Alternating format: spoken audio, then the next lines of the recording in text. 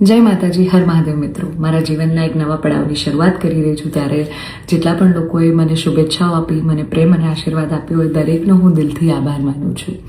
રહી વાત કે મારા સગપણને લઈને છેલ્લા ઘણા સમયથી મીડિયામાં અનેક તર્ક વિતર્ક, અનેક ચર્ચાઓ ચાલી રહી છે, જેને લઈને હું અત્યાર સુધી મૌન હતી, કારણ કે વાત મારા સુધી સીમિત હતી. પણ વાત જ્યારે હવે મારા પરિવાર પર છે, મારા પિતા પર છે, ત્યારે એક દીકરી તરીકે હવે મારાથી સહન નથી થતું અને મને લાગ્યું કે હવે આજે મારે બોલવું પડશે. એક બ્રહ્મકન્યા હોવાનું, એક બ્રહ્મ દીકરી હોવાનું મને એટલું ગૌરવ છે કે જેને હું કદાચ શબ્દોમાં નહીં વર્ણવી શકું. અને હું અહીંયા સુધી પહોંચી છું એના માટે શિક્ષિત અને સમજણી જે બ્રહ્મશક્તિઓ છે, બ્રહ્મ સમાજના લોકો છે, એમનો ખૂબ ખૂબ ફાળો રહ્યો છે મારી આ જર્નીમાં. અને હું તો નસીબદાર છું કે મને 18 વર્ણના લોકોનો પ્રેમ અને સપોર્ટ મળ્યો છે અહીંયા સુધી પહોંચવામાં. મારો પરિવાર તો છે જ, મારી ઢાલની જેમ મારા પિતા છે મને સપોર્ટ કરવામાં, પણ આપ સૌનો પણ ખૂબ ફાળો છે.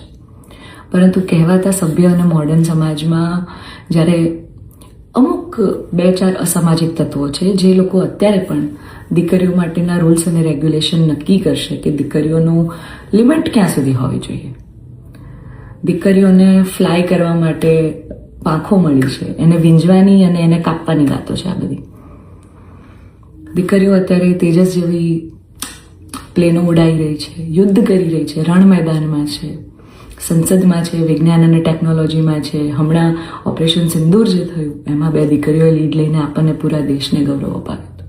ત્યારે શું 2-4 આવા અસામાજિક તત્વો નક્કી કરશે કે એક દીકરીનો લાઈફ પાર્ટનર ચૂઝ કરવાનો શું એને હક નથી?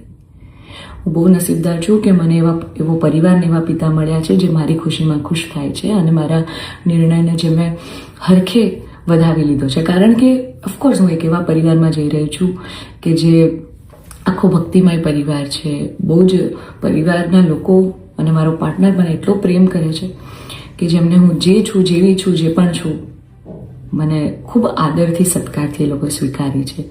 રાત દિવસ જ્યાં ગાયત્રી મંત્ર, નવકાર મંત્રના જાપ થાય છે, આવા પરિવારમાં હું જઈ રહી છું. મને ખૂબ જ ગૌરવ છે. એટલે હું તમામ બ્રહ્મશક્તિઓ, સમજણી અને શિક્ષિત જે લોકો છે, બાકીના લોકોના મગજમાં નહીં ઉતરે કદાચ આ વાત, પણ જે લોકો શિક્ષિત છે, સમજુ છે, એ લોકોને હું નમ્ર વિનંતી કરું છું કે આવા 2-4 જે અસામાજિક તત્વો છે ને, કે જે દીકરીઓની પાંખોને કાપવાની વાતો કરી રહ્યા છે, પ્લીઝ એને સમાજમાંથી દૂર કરો, નકર આપણો સમાજ ક્યાંયનો નહીં રહે. તમે દીકરીઓનું સારું જ કરવા માંગતા હોય ને તો દીકરીઓના શિક્ષણ માટે વાત કરો. નાની નાની દીકરીઓ પર જે બળાત્કાર થઈ રહ્યા છે એના માટે વાત કરો. દીકરીઓની પ્રતિભાને આગળ લાવવાની વાત કરો. ચલો, આ બધી પ્રતિભાને બધું તો મોડર્ન વસ્તુ થઈ ગઈ. હજી જૂના 18મી 17મી સદીના કુરિવાજો આપણા સમાજમાં ચાલ્યા આવે છે. હજી કેટલા બાળ લગ્ન થાય છે આપણને બધાને ખબર છે. સાટા પ્રથા ચાલુ છે જેની પીડિત હું પણ છું, તમને બધાને ખબર છે. દીકરીઓના પૈસા લેવામાં આવે છે. અલા, દીકરીઓને તમે ઘૂંઘટામાં રાખો છો અને તમે એમ કહો છો કે અમે દીકરીઓનું સારું કહેવા માંગે છે. એક બાજુ દીકરીઓ તેજસ જેવી ફ્લાઇટો ઉડાઈ રહી છે, આર્મીમાં છે, નેવીમાં છે, અને એક બાજુ દીકરીઓ ઘૂંઘટામાં છે. એના પરથી જ ખબર પડી જાય છે કે ક્યાં કેટલો વિકાસ છે.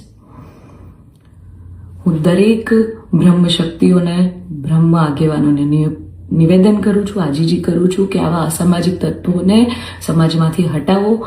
જેટલા પણ લોકો હવે મારા પરિવાર વિરુદ્ધ કંઈ પણ પોસ્ટિંગ કરશે, કમેન્ટ કરશે, એમના વિરુદ્ધ હું કાયદેસરના પગલાં લઈશ.